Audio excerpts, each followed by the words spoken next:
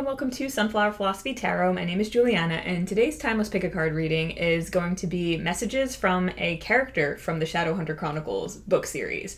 So, if you're not familiar with the book series, The Mortal Instruments, or The Infernal Devices, or any of the many that exist written in this universe, do not worry. You do not need to be familiar with them at all for these messages to resonate. And of course, if there's any backstory or any messages that come through that are very specific to the context of these characters, I'll explain that as necessary. But I just figured this would be a really fun reading to do, and I really enjoy bringing messages through when I use the characters and books that I'm familiar with as a jumping off point for a reading. And so I'm just going to have fun with this one, and I hope you do too. That being said, before we get into it, if you are interested in personal readings and you really like what I do here, then I do offer personal readings on our website, sunflowerphilosophy.com. The link is in the description. My mom and I both do readings as well, and she and I are also hypnotists, as well as she offers human design. So you can check our offerings out on the website. And if you're new here, we do a brief centering exercise before we get into the group selection. So that's what I'm going to get into right now. And if you're interested in joining me for that, it's just a brief meditation to help you get in touch with your intuition before you choose your group and go on to the reading. If you would not like to join for that and you want to skip ahead, the timestamps are in the description or the pinned comment. So go take a look at those. Now, for those of you who would like to join me for the brief centering exercise, let's get started. First, as always, I ask that if you are driving or doing anything that requires your focus, that you not join for this and skip ahead for now. But for those of you who are ready and able to relax at this time, take a moment to just get comfortable.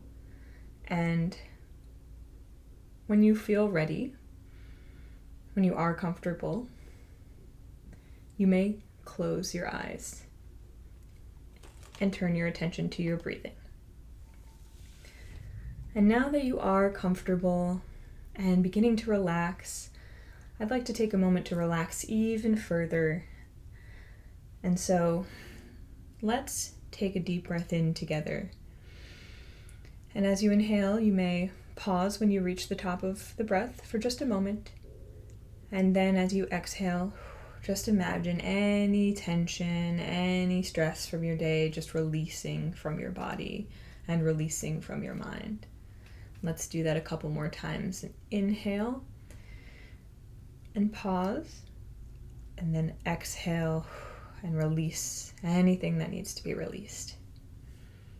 And inhale and pause, and exhale anything that needs to be released. Just relaxing even deeper now. Just feeling much more centered in yourself.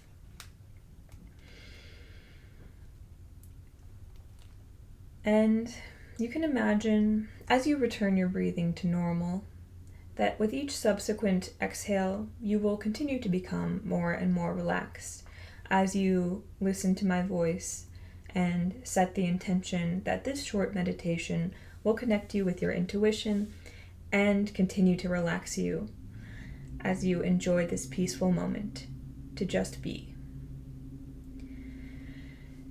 And as you relax here, you easily connect with your intuition. You easily connect with the part of you that knows what is truly meant for you, what is aligned with your most authentic self. You naturally know which messages in this reading are for you, and you effortlessly gravitate towards whichever group or groups carry messages that are aligned with your highest good. You are in tune with your truest self, and you confidently allow this reading to awaken the wisdom that has always been inside of you. And today, you align with whichever messages are truly meant for you in this moment, knowing that no matter what these messages are about, they are what is meant for you in this moment to help you align with your highest good. And you will easily discern those messages that are for you and those that are not, and allow those messages to take root in whatever way they are meant to in your life. You are confident in yourself. You are confident in your intuition. And you are ready to make your choice and align with the guidance that is meant for you. If you would like to continue meditating, you may pause the video until you are ready to continue with the rest of the reading. And if you are ready now, you may join me in the group selection. Okay, welcome to the group selection. Whether you join me for the brief centering exercise or not, I'm so happy to have you here. And as usual, I have 4 groups for you that we are just going to quickly go over. So as I mentioned, we are going to be talking about messages from a character from the Shadowhunter Chronicles, which you do not need to be familiar with in order to get messages here.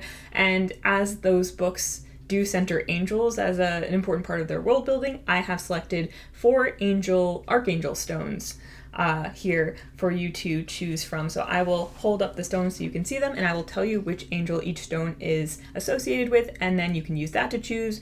Just use your intuition, use the timestamps. As always, you can pick more than one group, pick one group and change your mind, pick a different group, whatever you want to do, however you want to do it. Just go with whatever feels right. And so yeah, let's get into the group selection. So for group 1, we have Archangel Michael's stone. Once again, group 1 is Archangel Michael. For group 2, we have Archangel Raphael. This is Archangel Raphael's stone. For group 3, we have Archangel Gabriel. This is Archangel Gabriel's stone. And for group 4, we have Archangel Uriel. This is Archangel Uriel's stone. So, take your time, use whatever method you would like to choose your group, and go down to the timestamps in the description or the pinned comment to skip ahead to your group, and I will see you over in your reading. Hi Group 1, if you selected Archangel Michael's Archangel Stone, then you're in the right place, and this is your reading with a message from a character from the Shadowhunter Chronicles. So, as I mentioned in the intro, you do not have to be familiar with the Shadowhunter stories, the Mortal Instruments, any of that. I'm just using that as a really fun jumping off point to get messages that you most need to hear right now. So any context that you could be missing if you don't know those stories or characters, I will provide if they are necessary to the message. But yeah, I'm just going to have a lot of fun with this reading. I hope you do too. And I am using my Mortal Instruments deck that has official art of the characters. I believe it's official actually, but of the characters. So I used that deck. I just shuffled it up and decided that whatever card I got will indicate which character has a message for you. And in some cases, it could be more than one character. Spoiler alert for your reading, there's more than one character on this card, and we'll talk about it. So let's just get into it. We're going to flip over your card, and then I will also use the Dungeons & Dragons tarot deck to get more details about what messages these characters have for you, and then I will also pull an angel card or two to close out the message when we're done, because we have a bit of an angel theme going on today. So yeah, let's get into it. So your card, your Shadowhunter characters that have a message for you are Gabriel and Cecily Lightwood, and your card is the Ace of Steels, which is like a magical tool that they use in the series for those who aren't familiar, to draw their runes. And in this case, it's standing in for the Wands suit. So this is the Ace of Wands. So right off the bat, obviously very interesting and fun that you got 2 characters, and you clearly have a couple on this card, a romantic couple. So this will not be for everyone who's at this reading, so bear with me, but for some of you, this could definitely be a message related to a relationship. So in particular, I was getting that this could be a message that's actually for you and your partner, particularly for those of you who might be in a new situation or a new relationship, whether you've met someone brand new, or you've just started a new level of your relationship, or there's some kind of new adventure happening between you and your partner that could be relevant. So it could be that this message, whatever is about to come through, is actually for both of you. It could also be about the start of something new in your love life, even if you don't have a partner. But in general, this can also be about any kind of new creative venture or new adventure for you. Some kind of new spark. Actually, the word that I keep getting is spark. A new spark. In any way, shape, or form. But without even getting into the tarot cards, I feel like Gabriel and Cecily are both coming through in this reading to encourage you that no matter how inexperienced you might feel in this new adventure or with this like new spark of inspiration, something new that you want to get started, that you should go for it. So the context of this card is actually these characters, I believe it's their first kiss. And they like make I don't know, I guess this doesn't have to be their first kiss, but like it reminds me of there's a scene where they kiss for the first time, and it's they make a joke that's like a callback to a time when they were training together, and I believe it's Cecily who is kind of making a joke at Gabriel Lightwood, telling him that he needs more practice. I think she gives him like a rating out of 10 on the kiss and is like, you need more practice. And they have a little banter, you know, it's like, oh, I guess you'll have to help me. And she's like, well, I'd be really insulted if you chose a different person to help you, you know, that kind of thing. And so there's this idea that like they're having this like flirtatious, like new love, this like little spark between them.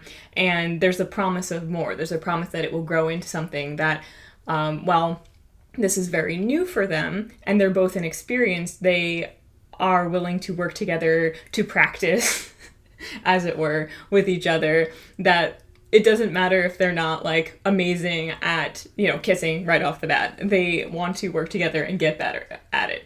And so to me, what is already coming through in this message is it doesn't have to be about that context, but it can be about in general, either on your own or with another person working together to get better at something. Like trust, that faith in the new journey, like that you don't have to start off on your new adventure like right off the bat being good at something, knowing what you're doing. That part of the fun, part of that spark is like the promise of exploring, of learning something new, and of getting better at whatever it is that you're doing, right? So this can of course also relate to a new job or a new passion, a new hobby, anything that you are just getting started with, anything that you feel that you're inexperienced with. This is encouragement to just go for it and to really enjoy the process of learning and growing, especially if you're learning and growing with other people as well. Realizing that there's so much potential and connection when you and other people around you or another person in your life are both working together towards the same goal and you're both learning as you go, right? I feel like sometimes people can be really caught up in feeling like they have to know everything ahead of time and like, you know, posturing and acting like they're better than they are when they're just getting started at something. But this is encouraging you to open up to the idea that it's a lot more fun to be real about where you're at, your experience level with something, and to be in an environment where everyone's encouraged to be honest about that and to grow together, to celebrate the milestones, celebrate the moments when you're like, I had a breakthrough, like I this was really hard for me and now I got it, right? Like a really gentle and also fun learning environment. That's really what's coming through here, like creating that environment for yourself, creating that environment for other people, and if there's a partnership involved here, creating that environment within your partnership so that you can both feel free to explore and learn and grow together without feeling like you have to pretend like, oh yeah, like, you know, I know what I'm doing, when you really don't. What a lovely message. So with that, let's see if there's more that Gabriel and Cecily want to communicate to you. I love this. Like, I don't know, people here who aren't maybe big readers, who maybe aren't like into stories that much or whatnot, like, you know, might not relate, but I'm assuming a lot of you who are here probably do. But I feel like, you know, when you're really invested in a book series or in characters, sometimes they can feel like they start to feel like your friends or like people that you really know, and they start to feel really real. And I feel like there's a level at which we can connect with these characters on a sort of spiritual level and like gain wisdom from them. uh, depending on how we interpret them and their story and how they come through to us. So this is a fun reading for me. All right, so Gabriel and Cecily, what else do you got for group 1? What messages do you have for group 1? What do you want to say to group 1 right now? Okay, we got 2 cards. Oh yeah, this makes a lot of sense. All right, so we have 10 of Wisdom, which is the 10 of Cups. I'm gonna make sure that we have plenty of room here. We have the Page of Intelligence, which is also the Page of Swords. And what else do you have? Okay, we'll take 3 more cards together. 9 of Charisma, which is the 9 of Cups. Queen of Charisma, which is the Queen of Pentacles. And the 8 of Wisdom, which is the 8 of Cups. Okay, interesting. So we have... We have 8, 9, 10 here. King of Cups on the bottom of the deck as well. I'll put him over here. Okay. And these 3 came out kind of together. All right. Well, let's get started with the 10 of Cups and the Page of Intelligence.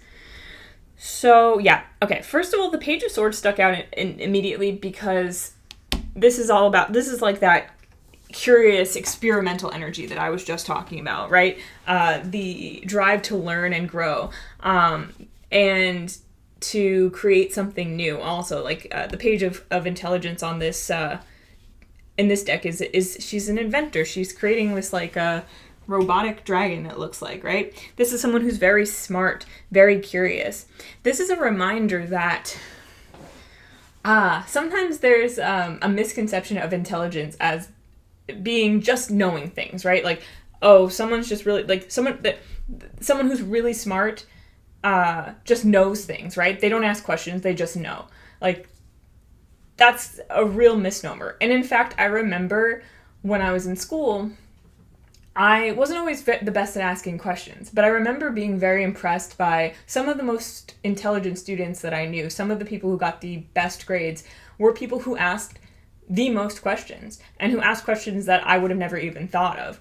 And so there is a level here where on your journey, on whatever spark that you're kindling right now, whatever new inspiration that you're running with right now, you're taking to the next level, there's an encouragement to ask questions. Ask questions, be curious. And if you're not used to asking questions or being curious, like if you feel like, especially in whatever area you're in, you're too shy to do that, or you're not used to that, maybe it's a muscle that you haven't worked in a little while, you can grow your curiosity with intention. You can grow your ability to ask good questions. Like, if this is specifically with regards to a new partnership, learning to, whether it's a new partnership or a new, like you're starting a new phase of your relationship or something, because this doesn't have to just be about that. I mean, of course, it doesn't have to be about that at all, but you want to be curious. You want to be open and be asking questions of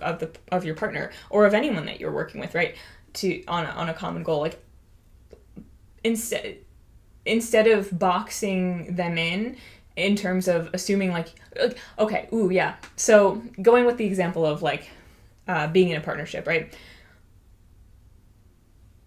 It's easy to assume, oh, well, this person just wants me to know like what's right and what's wrong, right? They just want me to know them. Like kind of like you feel like sometimes you feel like the other person expects you to be a mind reader, or you feel like you should be a mind reader, they should be a mind reader, right?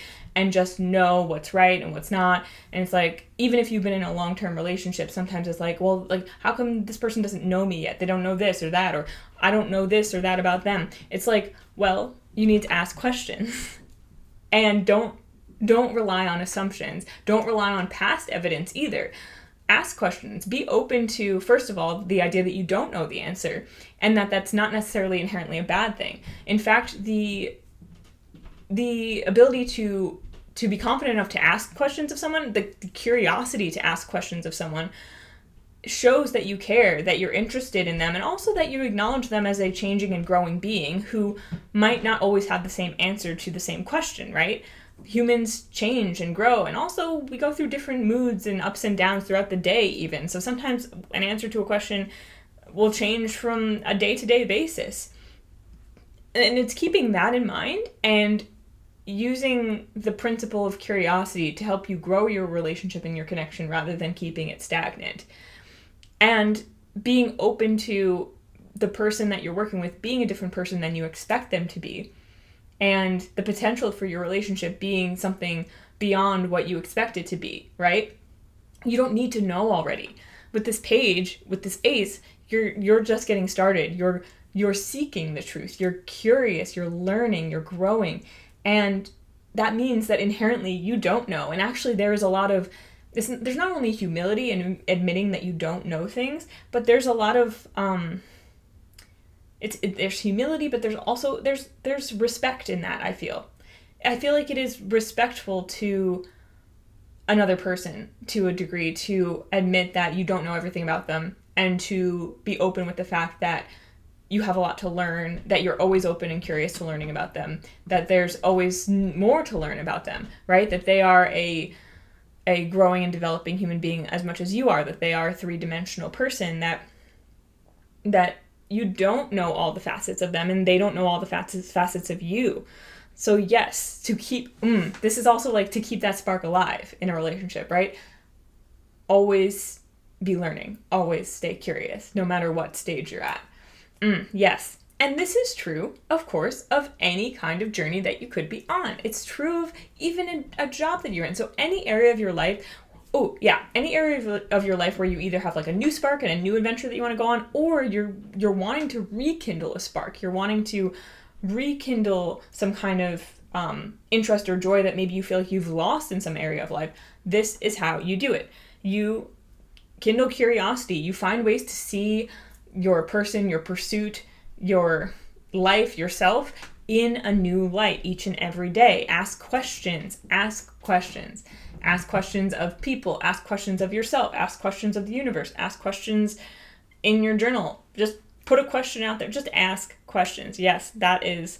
And with the 10 of wisdom, 10 of cups right next to it, like basically they're saying like I feel like this is like Gabriel and Cecily, like, okay, I'm getting like the imagery of like them like as a older married couple, like reflecting back on their like younger days and like the journey that they've had to go from like when they met and when they first got together to now. And it's almost like they're like sitting down and like they're giving you relationship advice, or like, again, like metaphorically relationship advice. It's also like, you know, your relationship with anything that is struggling or stagnant right now, or that you have questions on, like, and they're basically like, they're like, this is the secret sauce. Like, this is how we've kept our love alive. This is how we've kept our relationship alive. Like, you know, always being curious, asking each other questions, like not being afraid to admit when we don't know something or when we're wrong, not being afraid to watch the other person change and to change ourselves, right? And that's the secret to their long-term happiness with the 10 of cups. Like, they're like, yeah, like this is how you do it.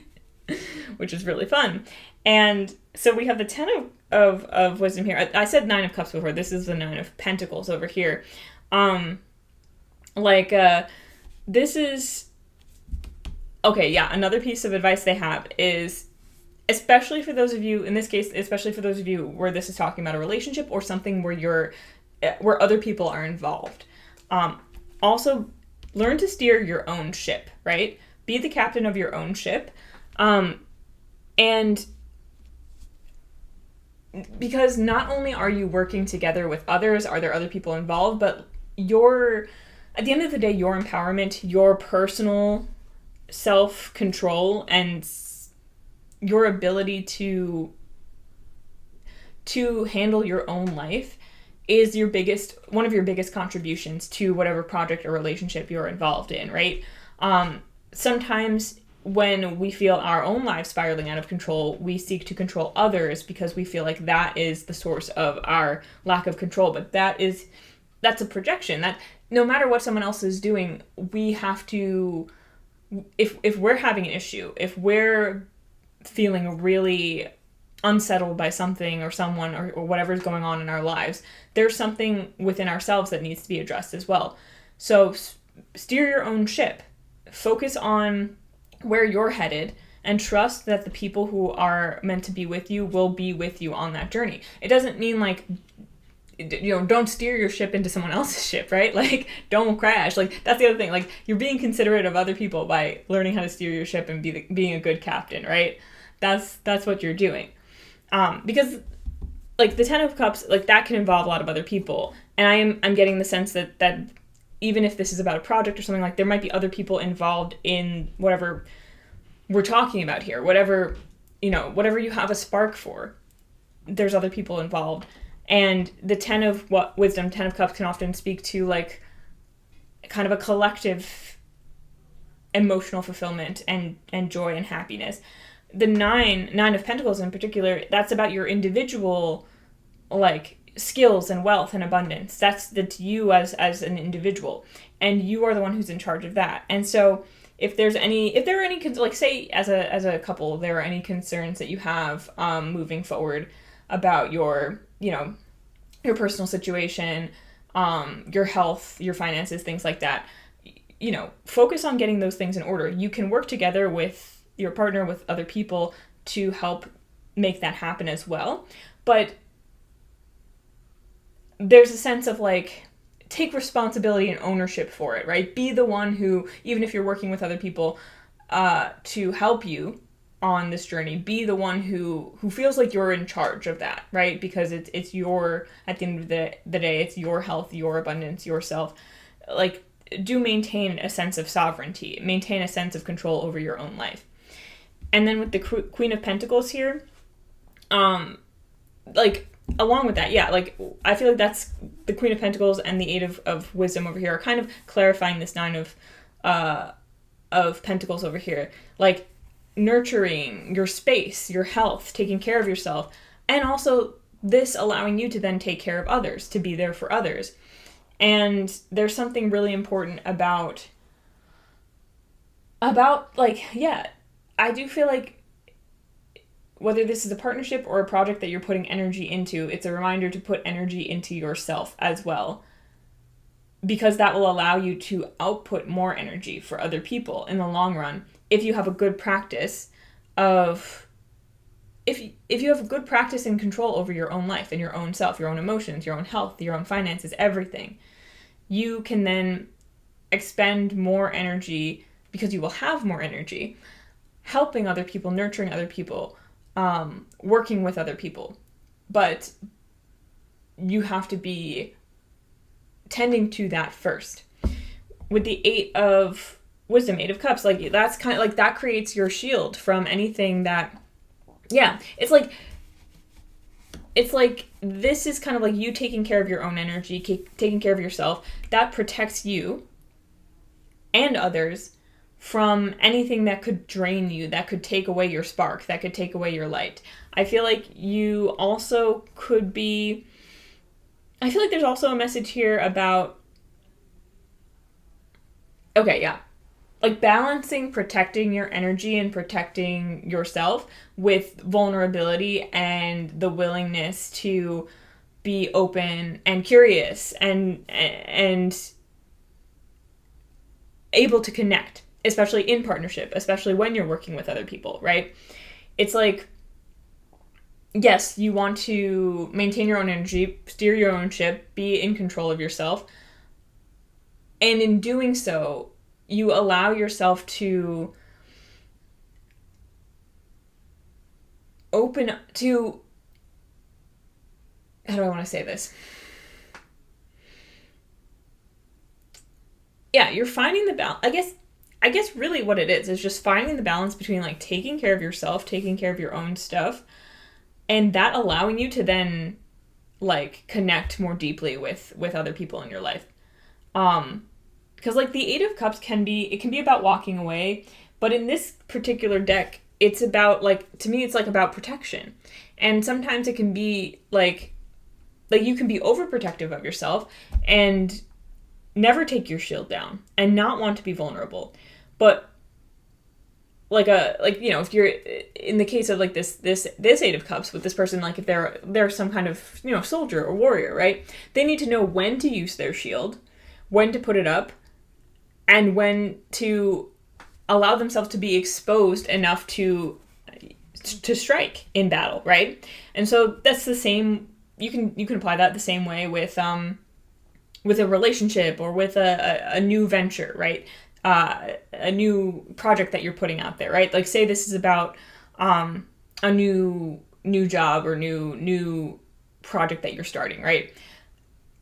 You want to be able to protect your energy from like potential naysayers, right? People who, when you're at your most vulnerable at the beginning of a situation, when you're the least sure of yourself and the least sure of your skills, you want to be able to protect yourself from people who would take advantage of that like weak state, or just maybe even carelessly say something that would cause you to doubt yourself, right? Because your self-doubt could be on a hairpin trigger more so at the beginning of a journey like that. You haven't had the time to build your foundations as much. So you need to know when to put your shield up and just be like, nah, I'm not going to take that on. I'm not going to take that energy on. I'm going to take care of myself. When I feel self-doubt, or when something puts a dent in my enthusiasm or a dent in my self-confidence, I'm going to go back and do the practices I know that I need to do to help myself get back to, fighting form. And you might need to use that shield more often. You might need to shield yourself. You might, like, it's like the beginning of a project, the beginning of a relationship, whatever. It might not be the time for, like, serious critique. It might not be the time for accepting other people's opinions and ideas into your mind. It might be the time for, I'm just going to get the skills, I'm just going to do the thing, and I'm not going to overanalyze or think too much about it. I'm just going to get the experience under my belt. And then, as you get more experience and confidence, and as you start to build up more resilience, then you might be more open to, okay, now it's time to really let my guard down a little bit more and to see, okay, what's like, you'll be more prepared, first of all, to put yourself out there to more people, because you will be better at filtering the nonsense from the stuff that actually is meaningful to you. And sometimes when you get to a certain point, other people's opinions start to mean more, because you trust yourself to filter out opinions that resonate with you, where you're like, oh wait, that's actually a good idea, or you know what, I agree with that, I could have done that better, versus opinions that just really aren't relevant to you, that you, because you have more confidence in what you do and you feel like you know what you're doing, you don't take them on as much. You're like, okay, that's not really for me, that's not how I feel about it, or that person's just being mean, I'm gonna ignore that, And so you don't need your shield as much, because fewer things get to you, fewer things impact you. You're really a lot better at avoiding stuff like that. And also it just doesn't, you don't notice it as much, right? And so it's finding that balance between protecting yourself, protecting something new, protecting like a new spark, a new flame, right? It only takes like a few drops of rain to put out a teeny tiny little new fire. But you want to make that fire bigger and bigger. A couple drops of water is not going to do anything to it, right? So you want to protect that like little baby spark. You want to protect that little baby relationship, that little baby project in the beginning. And then learn as you grow that you don't need as much protection, right? That you have a sturdy enough, stable enough foundation to really filter out and take on what is meant for you versus what is not meant for you. And that being like outside opinions and ideas and things like that. Yeah. And with the King of Wisdom on the bottom of the deck, King of Cups, that's all about, emotional maturity, right? Being the one who can manage your emotions in a way where they don't get the better of you. You are also, you're someone who understands your own vulnerabilities, you understand your own strengths, and you work with them, and you are able to take criticism, not because you take on everyone's criticism, but because you trust yourself to know what is meant for you and what is not. And like, I don't even know if criticism is really the right word here, but I do feel like for some of you, this is some kind of project, or even it could be a relationship where it's like you have to discern whether other people's opinions about it matter to you or not. It could be something that's relatively in the public eye, or just you have family and friends who have a lot of opinions, who have a lot of ideas about what you should and shouldn't do. And it's important to get to a stage where you know yourself and your truth enough, and you're connected enough with yourself and your emotional maturity where you're not going to, that's the thing. Here's the thing too, right? You're not going to take on other people's opinions just because they have those opinions. But you're also not going to, it's like if someone, being mature enough to let someone else have their ideas and only take from someone's ideas what is valuable to you, but don't take the emotional baggage on from that. So, like, say, your friend says something about, like, your relationship or your project that hurts your feelings because it's coming from a place of jealousy from them, right? Like, say your friend says something and, like, they're like, oh, like, I don't like that, but they're just jealous, right? Well, you don't need to take that on. Or you have a friend, here's a better example. You have a friend who says, you should do this. They tell you, like, you should do something, right? And maybe there's a part of you that, like, there's multiple reactions you could have. One reaction is you could say, oh, you think I should do that? I don't know.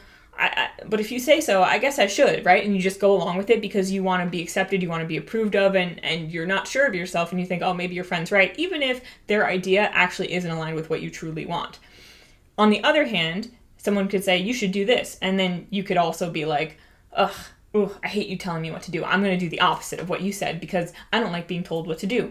But what they said, even though you don't like the way that they said it, is actually aligned with kind of where you want to go, and it's actually a good idea. And maybe it would actually benefit you, your project, or your life in some way. So you want to be able to not take on the emotional baggage of like, ugh, like I don't like the way that this person said that. You don't want to, cut off your nose to spite your face, basically. Like, if there's something that's going to be useful to you, you want to be able to use that and not get caught up in the, oh, but like, I don't like the way she said it. I'm going to spite this person. I'm going to do this. I'm going to do that. Because either way, you're kind of ceding your control to other people. And at the end of the day, this is really about your individual sovereignty as much as it is about building something together with someone else, whether it's a relationship or a project. And in order to be able to do that effectively, you really need to be able to separate your emotional reactions from the response that is the one that is most aligned with you. And that's this King of Cups. That's maturity right there. Okay, cool.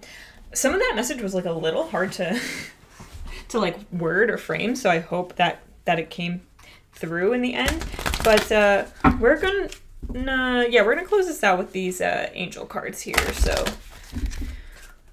all right, Gabriel, Cecily, Archangel Michael, if you're around.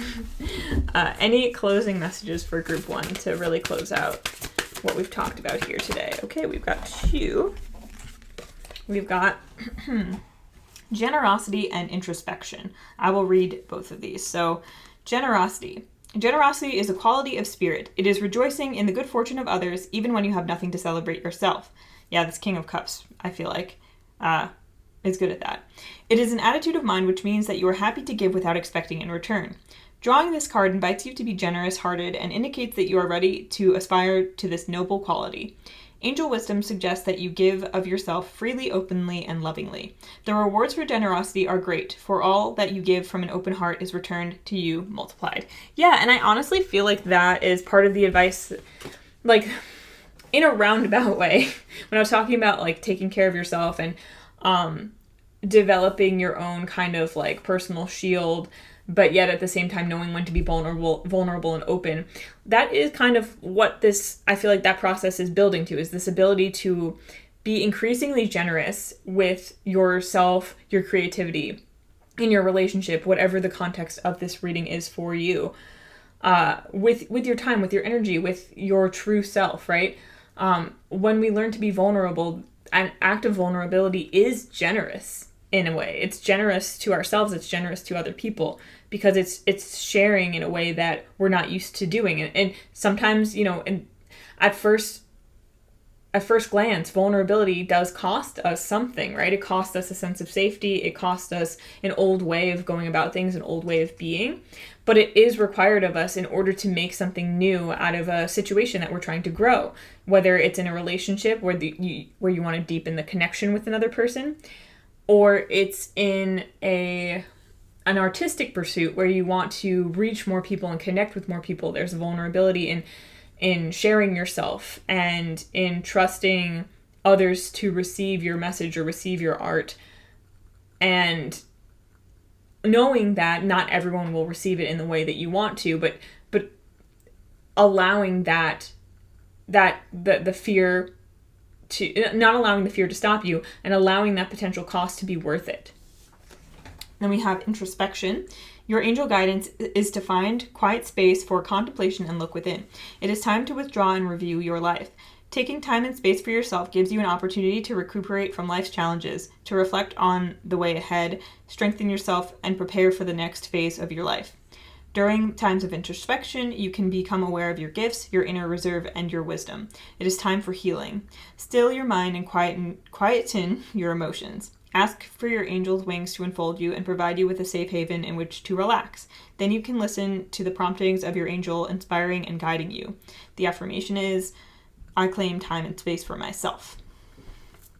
Yeah, honestly, like, I feel like it's almost the balance between, right, generosity, putting yourself out there, putting your energy out there, being, like, giving to another person, whether that's whatever, in whatever way that is, and introspection, time to yourself, time alone, time to go within, time to steer your own ship, care for your own space, your own self, your own health. Yeah, like, generosity is putting that energy and time and care into sharing with another person, being curious, being vulnerable, being open, versus taking time to protect yourself, to be alone, to care for yourself, to take responsibility for the things that are mostly just applicable to you, knowing that those do have broader implications for the people in your life and for the world at large. But sometimes you need to bring that focus in and focus on you before you see how that impacts the world around you, right?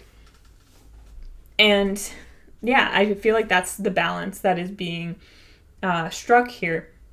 And that is that's Gabriel and Cecily's secret sauce to maintaining a good connection, to keeping the spark alive in whatever context that makes sense for you. Introspection and generosity. And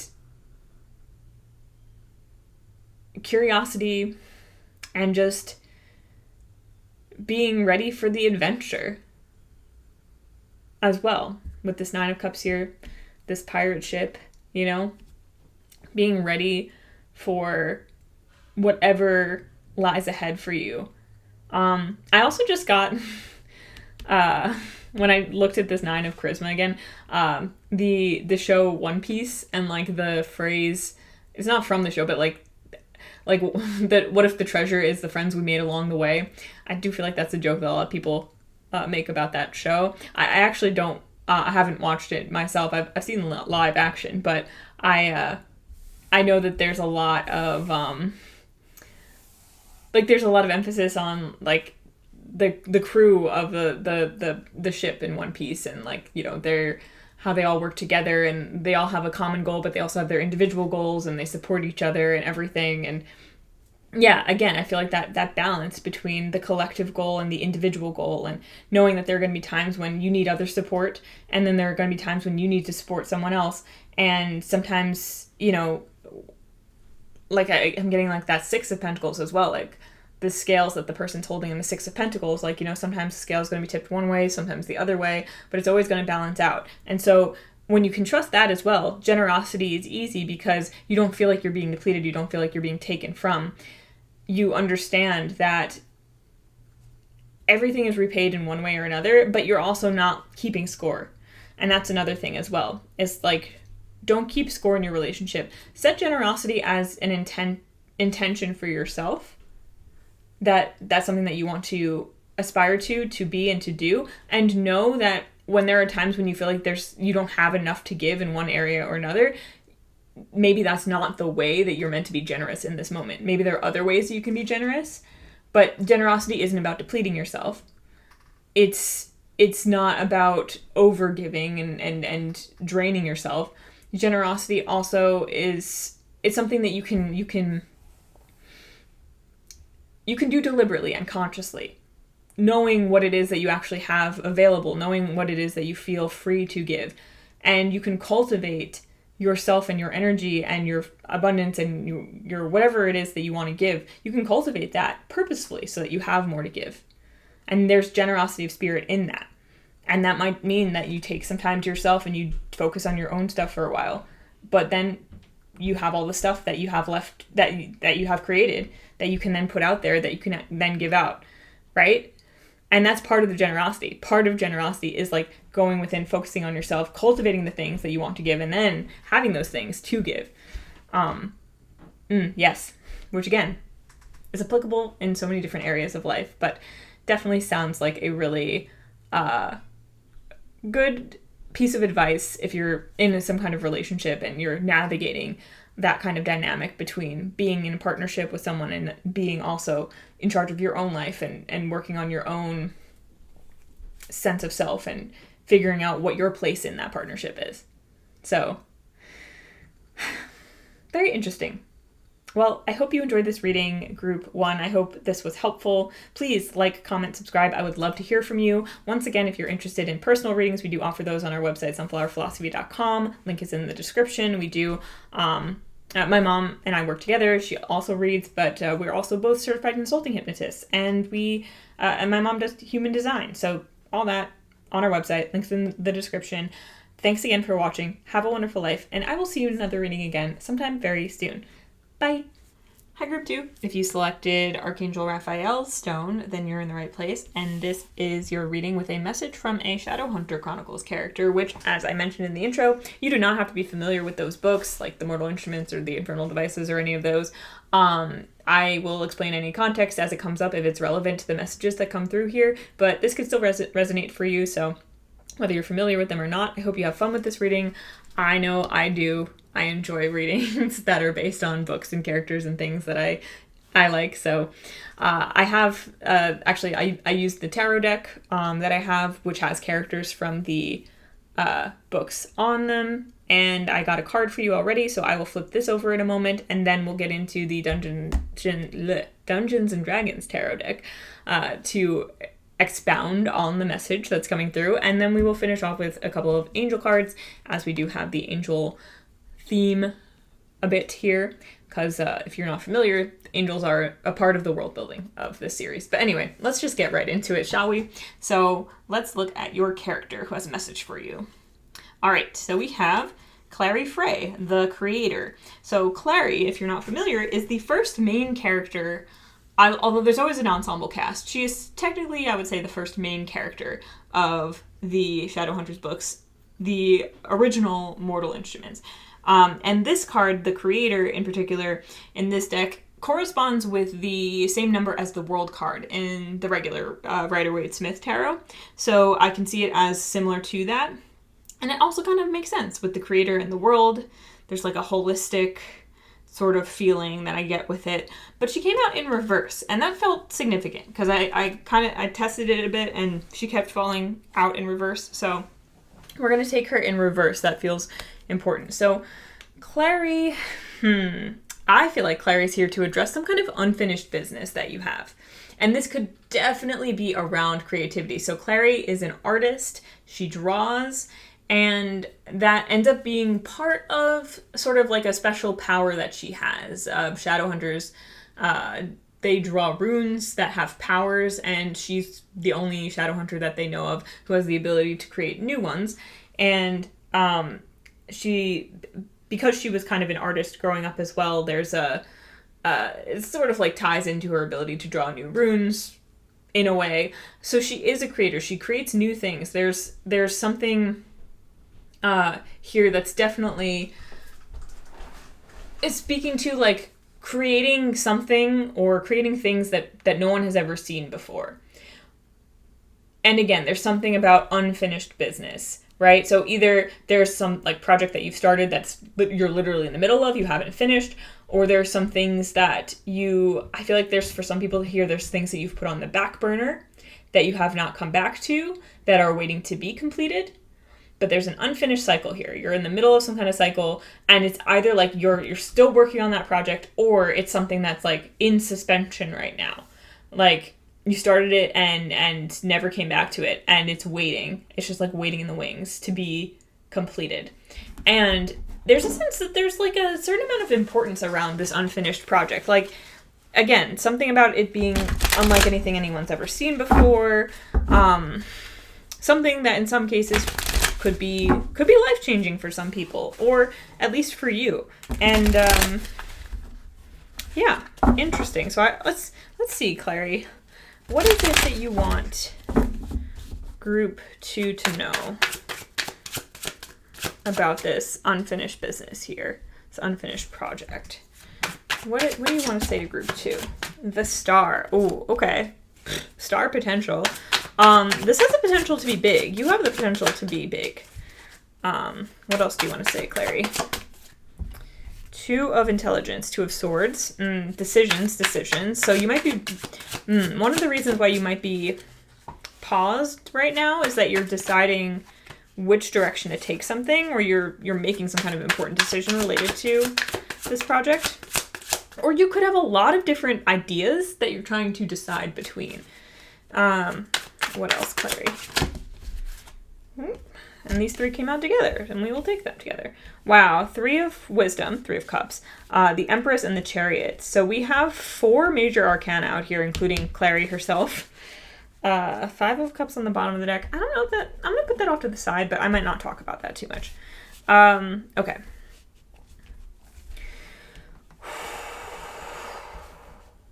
Interesting. Okay.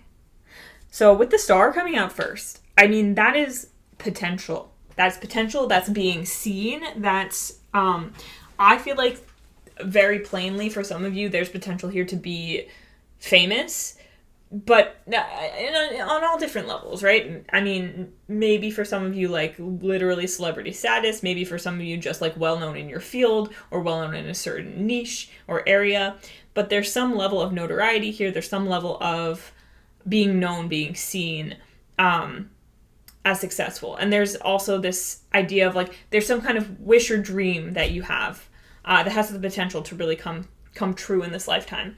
But with the 2 of swords here, and with the Chariot being on the end over here, both of these to me can be about decision-making and potentially being at odds with oneself. So I'm getting a few different messages here. One I mentioned before is that you might be at a bit of a standstill because there's something that you have to decide on. There's some kind of decision that you have to make.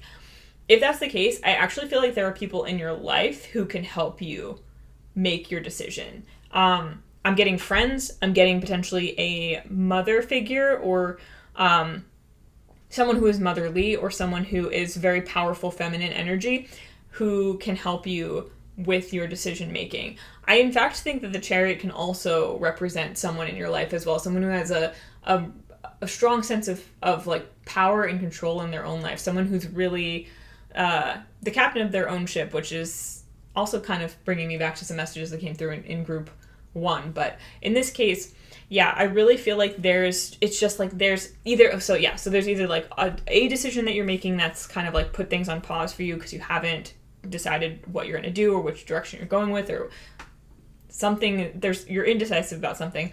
Or you might have a pattern of being indecisive in general, and that could be stopping you, especially if you're someone who has a lot, like if you are a creative person, you might have a lot of different creative pursuits. I can relate to this, right? Like it's like, oh, well, I want to write a book, and I want to draw a comic, and I want to paint a painting, and I want to do this and do that, and all different kinds of ideas. And there's a sense of getting stuck in analysis paralysis, trying to decide what the right idea is, or getting distracted by other ideas. And I feel like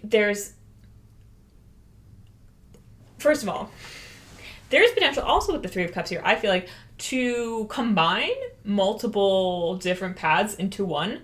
And so if you don't want to decide between multiple different paths, like, have some ingenuity, right? Use your creativity to find a way to do multiple things at once, if that feels right.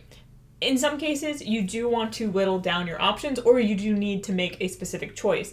And as I said, there are people in your life who I feel can help you with that, who can be supports for you.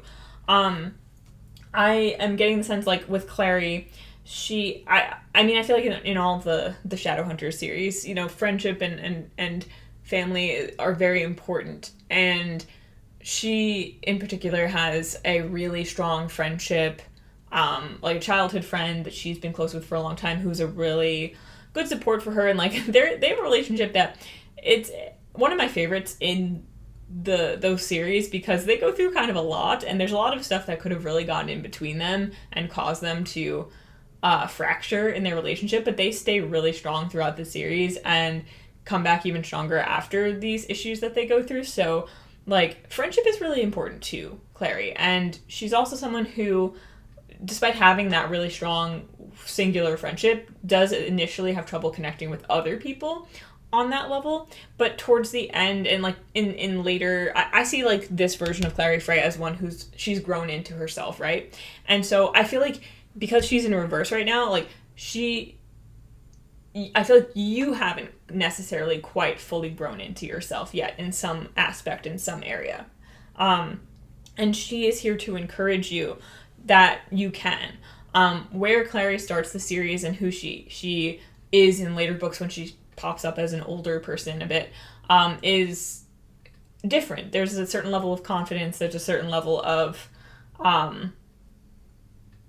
knowledge, there's skills that she's gained, and just her abilities have grown, and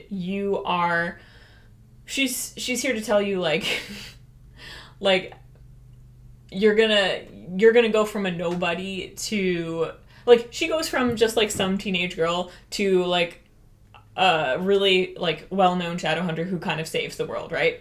And while you may or may not want to quibble about like how that actually happens and everything, like you can argue about how well written the story is of how that happens for her, but like in the context of the story itself, she's a famous, like, she never asked for this, but it's who she became, because of certain choices she made and the story that she ended up being a part of. And she didn't do it alone. She had people with her who were working with her.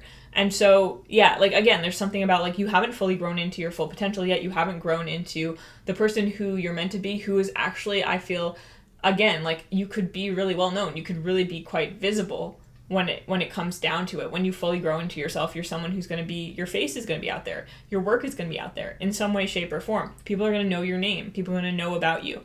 And you don't have to do it alone. And there are, in fact, people, I feel like this Three of Cups is like friends, people who can work with you, who might even be part of a group, who all together you become part of something big. And then the Empress, that could be, first of all, that can also represent your energy, but it can represent also like some kind of mentor, I'm feeling. Like, I don't know, like an artist or someone in the field that you're working in who can help you on your way, who can actually connect you with the people and the opportunities that you need in order to be as big as you are. Someone who is at the level that you're going to be at one day, who can show you the ropes, who knows what it's like to be that person, and who knows what it's like to get there. And so, yeah, it's also like, it's the concept of you become like who you surround yourself with. So you, in order to continue on this path, in order to continue on this journey, there might be people who you can interact with, who you can learn from, who are at a level that you're aspiring to, or that you will eventually reach. And in getting to know these people, in making these connections, it will help skyrocket you. It will help you on this path. It will help you grow.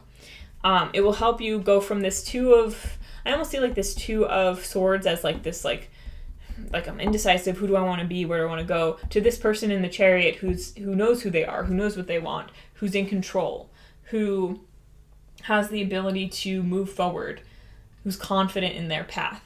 And yeah, and I'm also just getting the song The Middle by Jimmy Eat World. You know, it just takes some time, little girl, you're in the middle of the ride.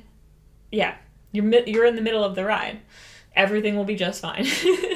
So yeah, and that's why this world card, this creator card, this Clary card is reversed, because the cycle's not over. You're not this person yet. You're on the road to becoming this person. And again, any decisions that need to be made, like you if you really don't know what to do, like, just make a decision. If you don't know what the right decision is, just make a decision and go with it and see where it leads. And if you feel like you made the wrong one and you change your mind, that's okay. But you might also just need to make whatever decision that you make the right one and just go with it. Just to keep yourself moving, just to unstall your path. Like, if you feel stuck or stagnant, if you feel like you've stopped a little bit, make a decision and keep going. And keep an eye out and be open to connections, especially those who you would consider kind of above you or better than you in your field. Like, good. Connect with those people. You have a lot that you can learn from them. And anyone who's worth your time will be more than happy to share anything that they've learned on their path, and more than happy to support you through your path. And if they are not happy to do that, then they're not worth your time. They're not your people, right? But yeah, I feel like you are on this journey to becoming something very big, very important in some way, shape, or form. And Clary is here to encourage you to keep going, to encourage you to lean on your friends and important relationships in your life, and to encourage you to be open to mentorship, to interacting with people who you see as above your station, who simply are not. They are just showing you where you're headed. Excellent. So thank you, Clary. And let's see if there's any closing messages from these angel cards for you, group 2. Any closing messages? Okay. Woo! That's so... Wait a second. That's so cool. All right. So first of all, you got 2 archangels. You got Archangel Michael and Archangel Raphael. And that's so funny because Archangel Raphael is literally the angel stone that you chose. I'll read him second. I'll read Archangel Michael first. Also, it's funny because, like, obviously Archangel Michael was in group 1, but he didn't show up in group 1. So, okay. I'm gonna say this. If you are someone who's, like, in the spiritual realms and involved in all that kind of stuff, or even if you're not, but if you have any kind of passing belief or strong belief in angels, archangels, then these 2 archangels are, seems that they're here to work with you. So you can tap into them, use them, connect with them, and they are here to help you on your journey. Especially because I feel like this is a journey to becoming someone who's very out there, very important. Like, Archangel Michael can be very protective. Archangel Raphael is supportive of healing and healers, and so there's something that and protective of travelers and things like that. So there's, yeah, they might be here helping you because the path that you have is one that aligns with things that they can help with, and also requires potentially a lot from you. All right, let me read. Wait, before I read it, I do want to point out the 5 of wisdom, 5 of cups on the bottom of the deck. I do feel like there is, because that's popping up there is sometimes a tendency to rain on your own parade or get in your way with doubts and fears and seeing the glass half empty, or in some cases even just like seeing yourself as half empty, like not seeing yourself as the true star that you are, not seeing your full potential. And again, like, there is a call here to embrace your full potential, to decide that this is who you are. And yeah, when you have those like doubts and fears, or those moments where you're just focused on what's not working out, or things in yourself that you see as lacking, you can also make the choice to see yourself as something more, to see yourself in a different light, or to not give in to those voices. Okay, now let me read Archangel Michael.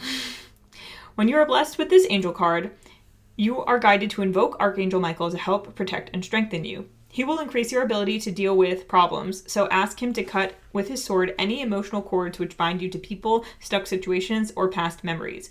Then ask him to fill you with strength and love. He will shield you from the destructive thoughts, emotions, and actions of others. Archangel Michael works on the blue ray, giving strength and courage. Call for his help and visualize yourself wearing a deep blue cloak securely fastened. This will place you under his protection. He is the master of all angels, a great warrior spirit. Within his light, you feel more secure and have more confidence, energy, and power. Affirmation, I am strong and protected by Archangel Michael. Yeah, so thanks, Archangel Michael. Also, you might have a significant connection with both of these angels, or either one or both of these archangels, and that could be confirmation for you in some way as well. Archangel Raphael. You are blessed to attract this angel card, for Archangel Raphael brings health, healing, and abundance. He will help you to develop your intuition and inner vision. Call on him if you need help in these areas now. He also protects travelers during journeys, so this is a fortuitous card if you are about to travel. If you are a healer or wish to be one, Archangel Raphael will direct pure divine energy to you. And I do feel like a lot of people in this group are healers, whether you are actively in the healing arts field, or like you're healing through your creativity, through your art, or something like that. He works on the green ray of healing and balance, so visualize yourself surrounded by a clear green light and invoke his guidance. Affirmation, I am happy, healthy, and abundant. Wow, thanks, Archangel Raphael. That's really cool.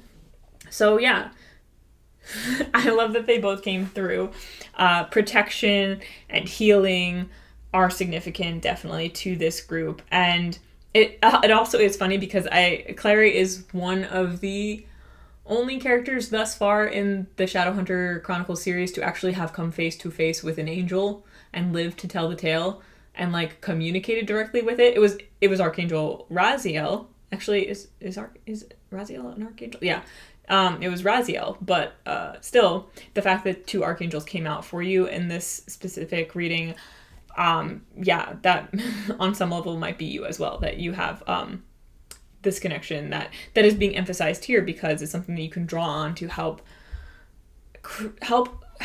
you continue on whatever powerful journey that you are on, because it's something definitely quite powerful, and you might have really big dreams that admittedly it might not be easy to sometimes to believe in them at all times, or to keep your optimism up, but you've got help on your side, so very cool. All right, we love to see that. Thank you so much for enjoying this reading. I hope you enjoyed it. So that's all we have for today. So please like, comment, subscribe if you would like to. If you're interested, we do offer personal readings on our website, sunflowerphilosophy.com. My mom and I both do readings, and then we also are both certified consulting hypnotists, and my mom does human design, so you can check that out on our website. And if you... nope, that's it. Thanks again for watching. Have a wonderful life, and I will see you in another reading again sometime very soon. Bye! Hi, Group 3. If you selected Archangel Gabriel's Archangel Stone, then you're in the right place, and this is your reading with a message from a character from the Shadowhunter Chronicles for you. So you do not have to be familiar with the Shadowhunter books in order to get a message from this reading, but I just thought this would be a fun way to do it.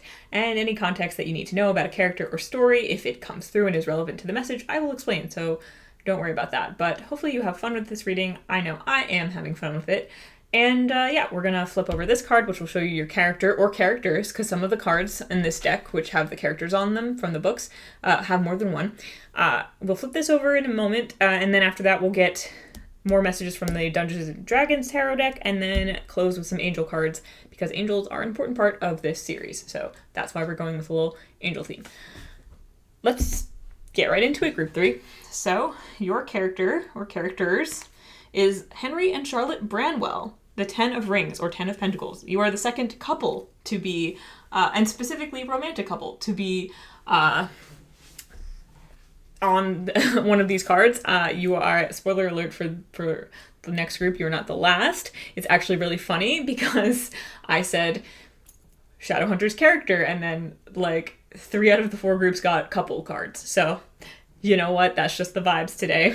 Now, in this case, Henry and Charlotte are officially a married couple in this imagery, and 10 of Pentacles is definitely a like long-term, solid, stable relationship kind of vibe, and that's also the kind of vibe that they give me. And so for some of you, I mentioned this in group 1 as well, but that was more for like a new beginning in a relationship. This is something about longevity. So this could be if you have a long-term partner, maybe the message here is applicable to both of you. Maybe it's applicable to your relationship. Even if you don't, maybe it's applicable to manifesting or creating some kind of long-term partnership. But in general, it can also be about abundance, long-term abundance, children, family, generations, generational wealth. So those are all potential parts of the message that will be coming through here from Henry and Charlotte. And interestingly, I'm not getting much more than that. In other groups, I did get some more messages from flipping over the initial card, but I'm actually not sure yet what's most important for you guys right now. So I'm going to just get right into the tarot cards and ask Henry and Charlotte, what are you here to tell group 3? What's your message for group 3? What do they need to know? What do you guys want to let group 3 know about? What's your message for group 3? Okay, we have the 5 of Swords reversed. What's your message for group 3? We have the Ace of Cups reversed. Interesting. Hold on. There we go. We have... What else do we have? What else do you want? We have the 2 of Cups reversed. Wow, they keep really popping out in reverse. Interesting. And what else do we have? Henry and Charlotte. Ace of Pentacles reversed. Okay.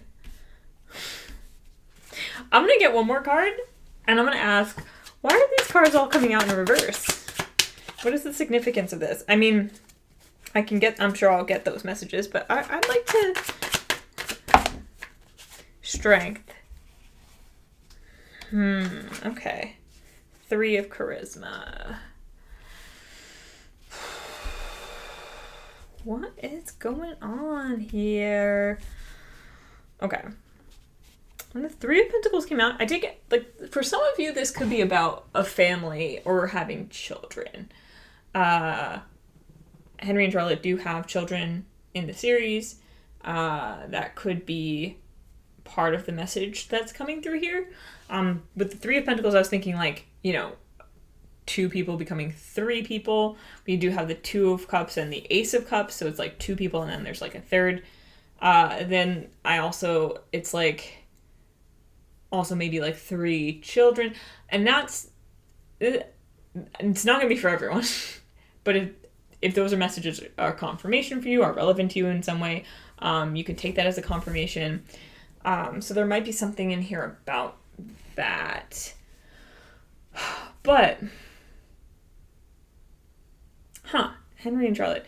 Okay, so when I saw the 5 of Swords in reverse over here, if we flip it over this way, in this deck, it looks like there's these 2 hands trying, like, cracking this vase kind of thing in half, like they're fighting over it. Like, I'm getting the feeling of, like, adventurers who got to the end of some kind of adventure and, like, they both wanted to claim this as their prize, and then they're, like, arguing over it, and, like, it's, like, cracking, and there's some kind of demon coming out of it as a result of their, like, disagreements, as a result of their inability to sort of, like the fact that they're fighting over it and they're causing the vase to crack is, like, letting out this demonic energy.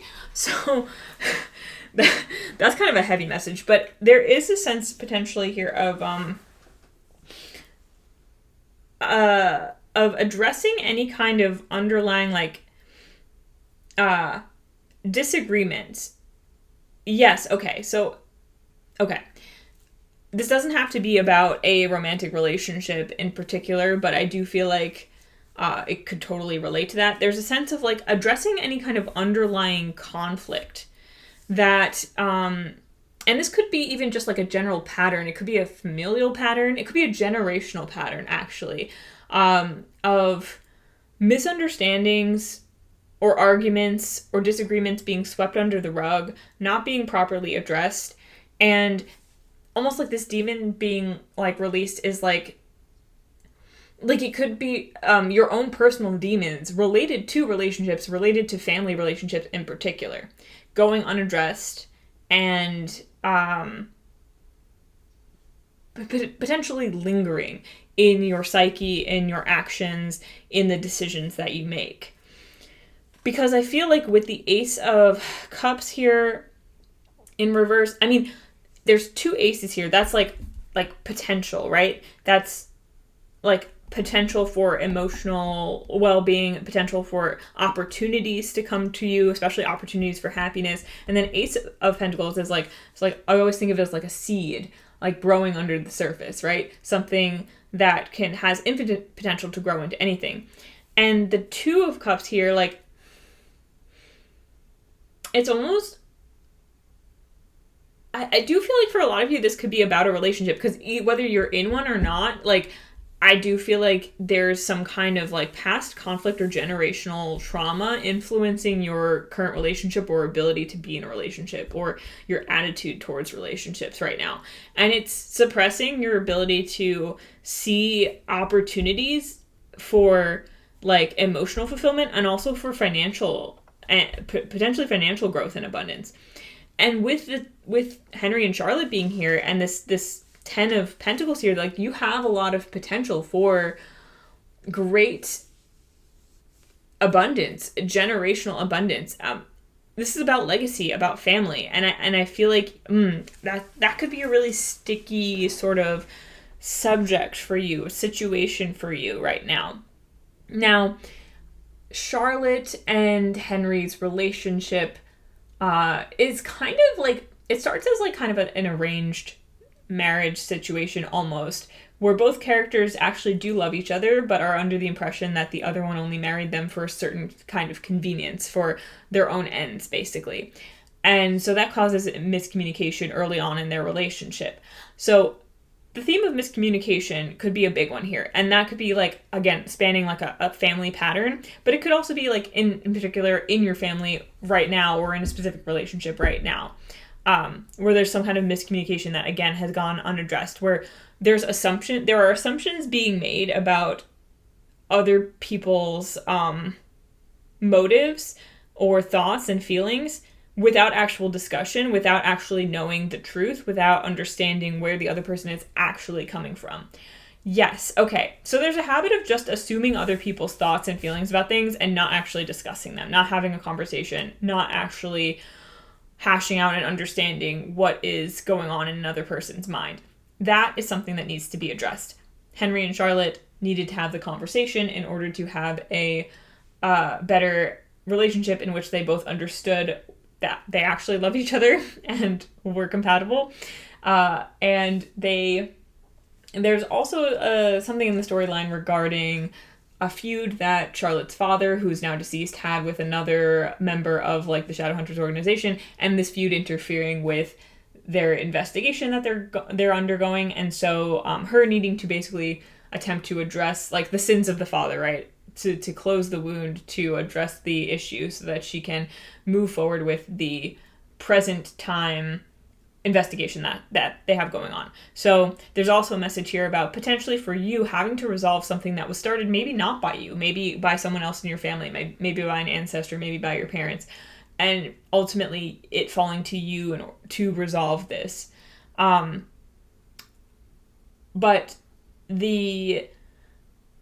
and there could be some bitterness in that. There could be some resentment. There could be some frustration around like, this isn't my bullshit. Why do I have to deal with it?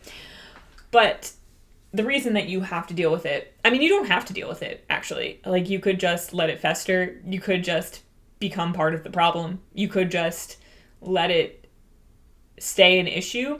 But I don't think that you want to, because I feel like for most of this group, you have ambitions that are centered around like emotional fulfillment. The easiest example is this, if this is around like relationships, right? Like, say you didn't have an example of like the kind of like married relationship that you would want in your own life, but you do want to have a strong, solid marriage with someone in the future.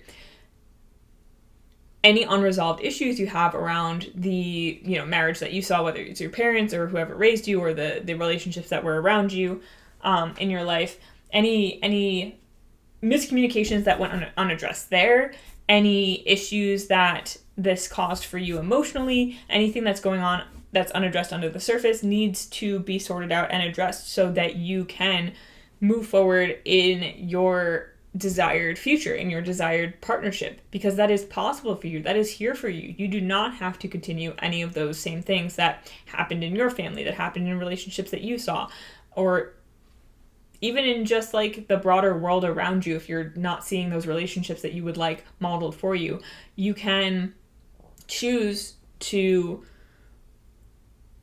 do the opposite, basically, of what you saw modeled to you, to do something different, to work through those issues. Do not leave any misunderstandings unaddressed. Ooh, okay. So like this is like in a relationship, right? If you're making assumptions about how someone else feels or how they think that are causing discord within you and within the relationship, have a conversation around it. Ask questions. Be like, hey, when you said this, did you mean that? Hey, when you said this, I heard it as this. Am I right? Am I wrong? What do you really think? How do you really feel? Have those difficult conversations. I say difficult. They might feel difficult at first. They're actually not going to be as difficult as you think, I feel. It's one of those things where it looks difficult to you because you never saw anyone model it for you. So you don't really know how it's supposed to go.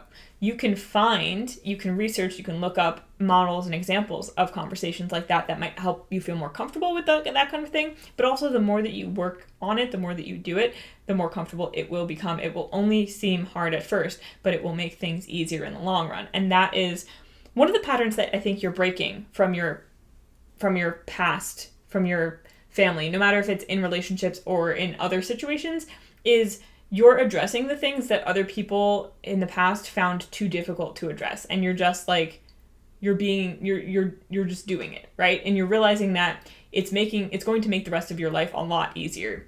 With strength here, I asked why these cards were coming up all in reverse, and I got strength, and that came out upright, the only card that came out upright, actually. And I do feel like this is I don't even know if it was really answering that question. I feel like what strength is saying here is that you are strong enough to do this. You're strong enough to have the future that you want. You're strong enough to address the issues that have gone unaddressed up till now. You're strong enough to be that person. I also feel like you might you might have a bit of an ego attachment around going it alone or working through these things on your own. And because the Two of Cups is coming out here, even though it's in reverse, I do feel like we have two people together in this relationship right here in this Ten of Pentacles. And then we have this Two of Cups reversed. I almost feel like you are learning how to be in a partnership and work with someone else. So you're not making your issue someone else's responsibility, but you're sharing the responsibility for the relationship itself. And in the context of the relationship, things that you're working through, they impact that relationship, and you're working together with someone else. So you have a partner who can help you with those things. You're right in the sense that it's not like your partner's or another person's responsibility to deal with your stuff. But you are not fully correct in assuming that means that you just have to suffer in silence, deal with it on your own, or also assuming that just because you're not talking about it, that it's not impacting the other person or that it's not impacting the relationship. It definitely is. And that's the thing, is that's where the potential for misunderstandings come in, right? When there's things that you're not saying, but they're impacting your behavior and your thoughts and your feelings and the way that you are with your partner, the other person will pick up on those, but they won't necessarily know what they mean. And so it will still impact the relationship anyway. So just keeping it to yourself is not actually going to spare the other person the burden of the whatever it is that you're dealing with. And I don't say that to insinuate like, oh, like you're a burden, you're causing problems in your relationship. Like, the thing is, in a relationship, both people bring things to the table. So, your partner may be experiencing kind of the similar thing. You might both be navigating, like, how do I share this? How do I work on this? How do I address this thing that's important to our relationship within me that's not this other person, and not put it on this other person or make it their responsibility, but also, like, work together with them, and actually behave like we're in this together. I feel like that's the balance that you're looking to strike. That's what you're learning to... how you're learning to be. Yeah, and I feel like the strength is almost denoting, like, yeah, again, like an ego attachment to being strong enough to handle it on your own, to just, like, muscling through. And it's, like, you're not wrong. Like, you are very strong. I feel like you can handle a lot, you can hold a lot, and you can deal with a lot. And you have the right idea about, taking responsibility for your own situation, your own stuff. But there's another layer to that. There's another side of that. There's, with the Three of Charisma, Three of Pentacles on the bottom of the deck. This is about sharing, about working together. This is about making music together, making something beautiful together. In order to do that, you have to be on the same page, right? You have to be aware of where each other is at. And when you're honest about where you're at and the other person is honest about where they're at, then you can really come together and fully connect. And yeah, I'm just getting like this sense that in order to build the future that you want to create, you have to be able to let other people in and work with them and share the responsibility and share the load. You want to go from this loner who's like muscling through their situation to someone who is an equal partner, right? Who is able to find their own way and method of being an equal part of a relationship. And like, it's almost like I want to, like, there's a part of me that wants to tell you how to do that, but it's almost like that's part of the experience that you're in right now. And so, like, you're meant to figure it out for yourself, and it's gonna look different for each person watching because your situation is unique. You have to find what works for you. But there is, I guess the through line here really is that you're going from, like, yeah, again, like doing, like going in on your own to like sharing, working together, working with someone else, bringing someone else in, looping someone else into your process on a deeper level. Yeah. And this doesn't have to be about a relationship. It can be about your life in general, or other kinds of relationships or projects or whatever. But that's the strongest example that's coming through, even more so than in group one, where I felt like it could be about a relationship or some kind of project or something. Like, this does feel like the biggest example that's coming through is like in a long-term committed, like, romantic relationship. So, like, while it doesn't have to be your situation, like, I do feel like that's the best example I can give for the energy that this group is holding. And yeah, like, I don't know. I feel like a lot of people in this group are carrying a lot. You're carrying a lot. You've carried a lot on your shoulders for a long time. You've proven you can do it alone, but you're not meant to. And Henry and Charlotte are like, like, look at them. It's just such a soft and lovely card, and they're just so happy and, like, openly just appreciative and loving of each other. And I feel like that's something that's available to you in life, and it's necessary to let all of this out of the another thing is like, I feel like with this strength card here, it's like you and like you're carrying all of this, like you're carrying all this potential, all this emotion, this desire for partnership, and some of this conflict as well that's within you. And it's time to release some of it, to share it, to let it out in some way, so that you're not carrying it all by yourself anymore, and trusting that like other people can handle it, that whoever it is that is in your life can handle it, that you don't have to handle it all alone, and that it's not going to be such a burden for other people to know about this, to help you with this, to experience both like the full weight of like your, because also like this 5 of intelligence, like this card, okay, it's like we have one card here that denotes conflict, right? And just one. So like, yeah, there I feel like there is some, yeah, there's some, maybe some darkness that you've got within you, some baggage here around like, again, like miscommunication, disagreement, maybe for some of you like divorce, things like that. Like there's some baggage, some conflict, some issues in partnership, maybe a certain kind of betrayal in your past, something like that. Like there's something, yes, that you're carrying around, maybe even just you see it as like your own toxicity or something like that. Yeah, okay, sure.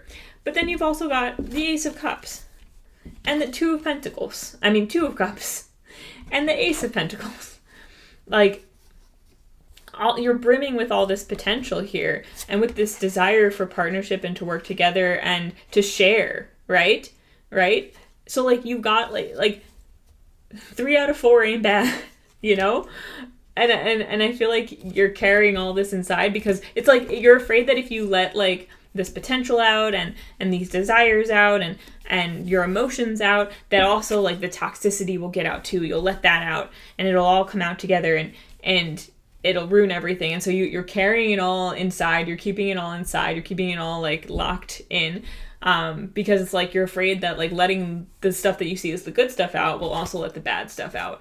But like, you've got so much good stuff, is like even just like a little bit of this bad stuff really like enough to cancel out all of this like amazing stuff that you've got to share? No. And also there's a lot of wisdom in here. And there's a lot of potential for learning and healing and growth in here, in this bad stuff, quote unquote. So like, I feel like you don't have necessarily the clearest view on like, I feel like it's like, I'm getting someone who's like, oh, like, I'm such a burden, or I'm just like such a toxic person, or I'm just like, I'm not good enough, or, you know, whatever. Like there's a darkness inside me. And you don't even, like, you have a little bit of like a distorted perspective on yourself, right? Like you're not seeing yourself fully clearly. And yeah, you've been strong enough to carry this all yourself for a long time. You've been strong enough to hold down and hold back your full potential while also holding back and holding down, you know, the difficult stuff, the tough stuff. And I don't mean to belittle this, you know. There might be some really difficult stuff in there. There might be some stuff that you're really afraid of looking at or ashamed of. But like, I think it's just not, there's just so much more to you than that. And I just feel like sometimes you have a distorted view of how much of the quote unquote bad stuff there is versus the good stuff. And again, like it's like all perspective. It's like how you approach it, how you look at it. It's really just more like things that are unaddressed, that are unhealed, that you have not resolved within yourself, that you haven't settled with, that you haven't accepted. And there's a new way to see that. There's a new way to look at that. But that involves being willing to admit to it, to look at it, to share it. And yes, you've been strong enough to carry it on your own, but you're also strong enough to release it. You're also strong enough to heal it. You're also strong enough to share it, to go for this 10 of rings, this 10 of pentacles, this abundant, beautiful, long-term, stable future that you're yearning for, hoping for. That's really interesting. I hope that makes sense. I'm gonna get a few final messages with these angel cards here, and we'll close out. All right.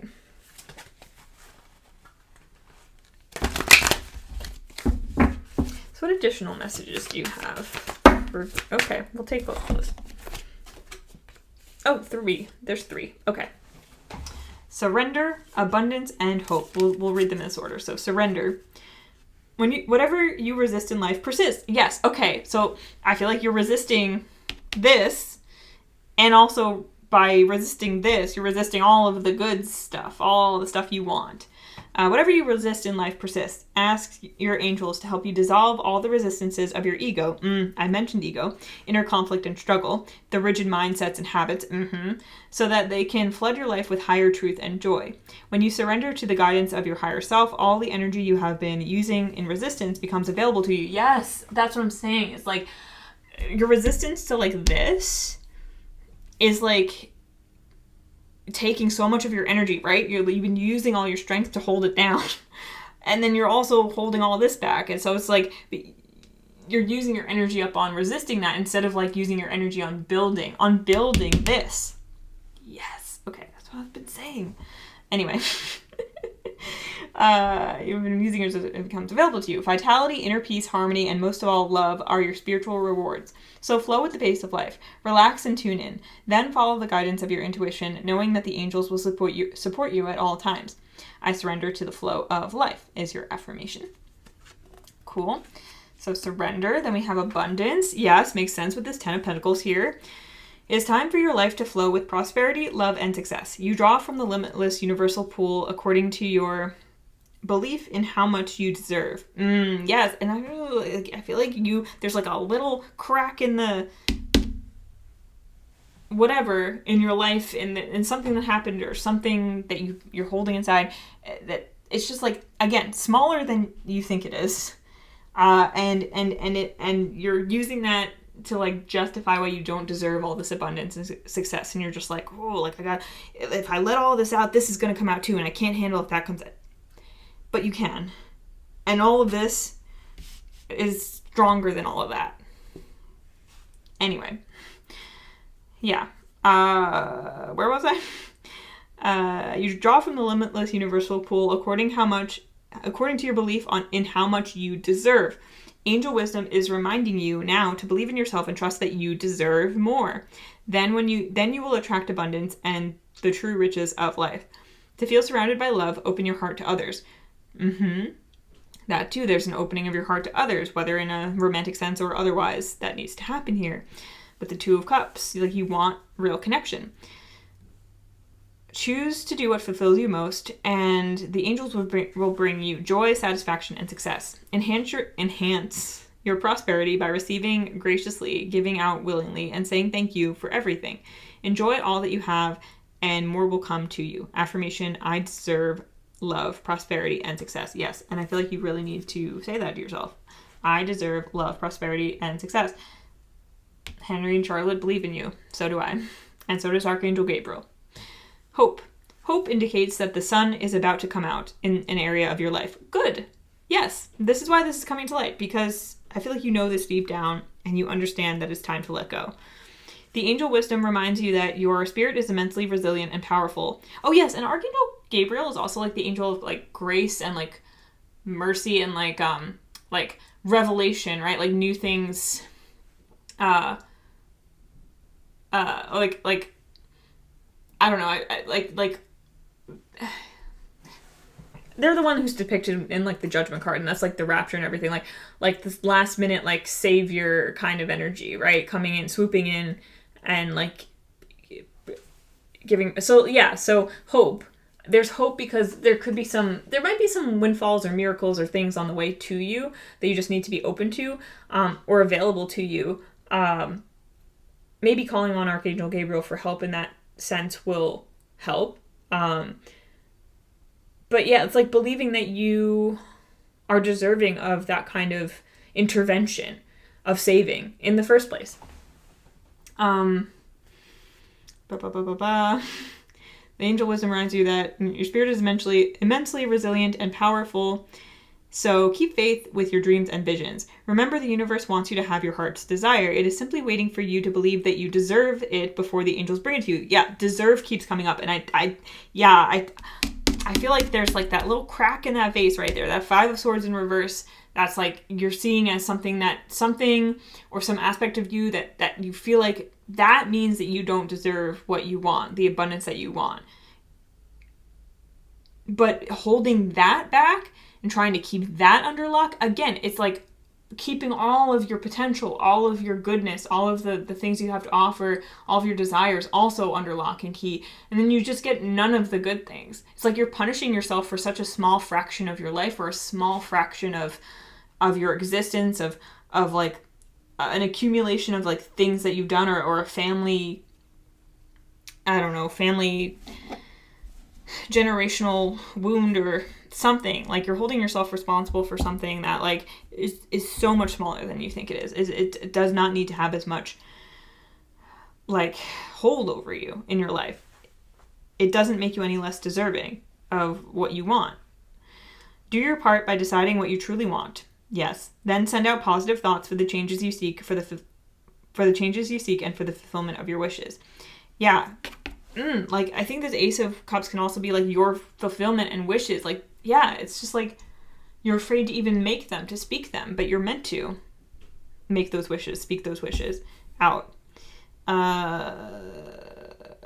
Ask the angels for help, and they will fan the sparks of potential and bring them to life. Hope is a magnetic quality which attracts the great and beautiful into your life. Affirmation, I am eternally optimistic. Yeah. Yeah, so stop holding on so tightly. Stop, like, holding back so much. There's nothing in you that's so bad that you don't deserve happiness, long-term happiness, abundance, and fulfillment. So I feel called to say, get over yourself a little bit. So take that if it hits for you, and leave it if it doesn't. But yeah.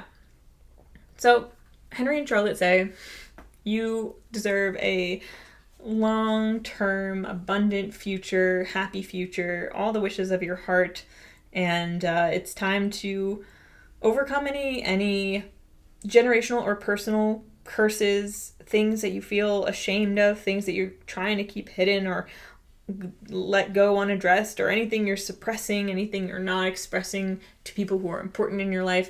Let all that go. Stop trying to hide it. Stop trying to push it down. If you're trying to hide one thing, you're hiding all the amazing things you don't want to hide too. Stop wasting your energy on that. You've got better things to spend your energy on.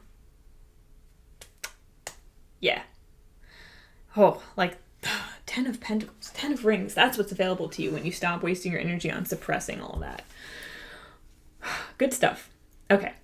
That's all I have for you, Group 3. I hope you enjoyed that. Please like, comment, subscribe. I would love to hear how this resonated with you. If you're interested, my mom and I work together. We both are readers, and we both offer private personal readings on our website, sunflowerphilosophy.com. We're also certified consulting hypnotists, so we offer hypnosis services. My mom does human design. Check those out. Have a wonderful life, and I will see you in another reading again sometime very soon. Bye! Hi, Group 4. If you selected Archangel Uriel's Archangel Stone, then you're in the right place, and this is your reading with messages from a character from the Shadowhunter Chronicles, which, as I mentioned, you do not have to be familiar with. You don't have to have read the books. If any stories come through that are significant, I'll explain them during the reading if it's relevant, but this is just a really fun way for me to do a reading, so I'm doing it. Now, I pulled a card from the Shadowhunter Chronicles tarot deck with the character or characters, because some of them have more than one, on it for you that has a message for you. We'll flip over the card, we'll talk about it, we'll get some more messages from the Dungeons and Dragons tarot deck, and then we'll get a final message from the angel cards that I have, and that will be that. So let's just get right into it, Group 4. Your Shadowhunter character or characters that has a message for you is 2 characters. Once again, multiple groups had 2 characters. This is Jace Herondale and Clary Frey with the keyword on your card of angelic power, and this is the Ace of Runes, also known as the Ace of Cups. So I think it's really funny that we have the angel stones here. We're going to use the angel cards later. And we also have this card that says angelic power and then has the angelic rune on it. So this group, I feel like there's a significance. I mean, in all the groups there is, but in this group in particular, there's a definite significance to angels. Maybe angels are really particularly significant to you. Maybe you connect a lot with angels. Maybe Archangel Uriel is an angel that you're really specifically connected to. But yeah, and these two characters, Jace and Clary, they are a romantic pairing, but although the other groups also had romantic pairings on their cards, some of them, not all of them, in those groups, I did feel like the messages could be geared towards romantic relationships in particular. Not necessarily, but possibly. In this group, I feel like it really doesn't have to be that at all. Of course, if there are messages that do apply to a romantic relationship in your life, you can take that. But like in this case, I don't actually feel like it's necessarily specifically about that for this group.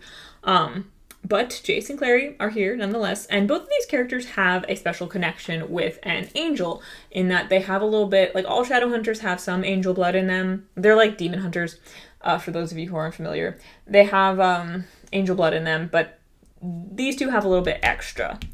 And so that gives them some extra juice, some extra powers. So there might be, this might be like my spiritual powerhouse kind of group. Like you might be more spiritually focused. You might be someone who actually has a particular connection, as I said, with angels or other kinds of beings. You might be particularly focused on honing your psychic abilities, spiritual abilities of any kind. This might be just my psychic group here. Or you might resonate with potentially like being interested in doing so or feeling like you have potential in that area as well. At the same time, if it's not psychic abilities or anything else, I do feel like there's potential for you to be very gifted in a certain area at a certain skill or something like that. That's it.